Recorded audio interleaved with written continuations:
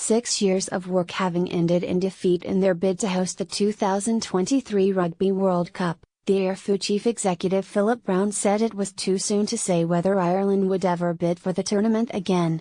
However, based on the parameters applied in the evaluation report commissioned by the Board of Rugby World Cup, which culminated in South Africa winning the recommendation, and the ultimate vote for France, in which World Rugby Council members were clearly swayed by the financial largesse promised by Bernard Laporte and the French team, Browne effectively admitted it was a non-runner.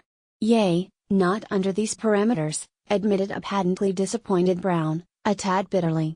In other words, World Rugby would need to re-evaluate what it wants from a World Cup for smaller countries such as Ireland, or indeed New Zealand and others, to ever countenance hosting a World Cup henceforth.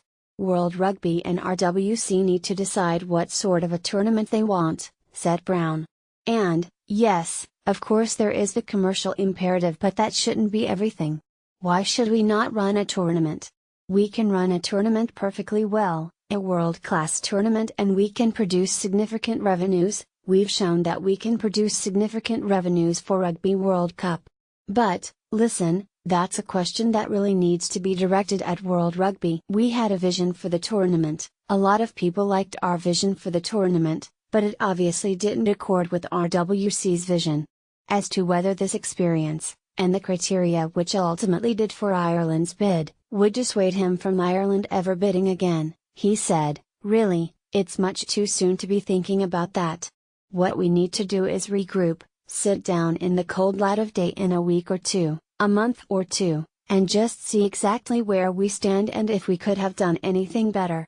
To be honest, I don't think we could have done anything more. I have to congratulate our governments, north of Ireland and in the Republic, and indeed the government here in the UK, who gave us huge support. They did everything that they could, and it's been a good experience for our administration, both north and south, in working together on a project that has no agenda at all.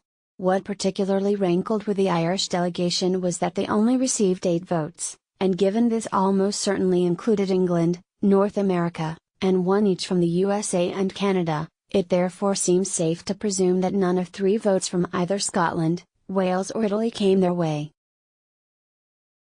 For more information, please follow the link below the video.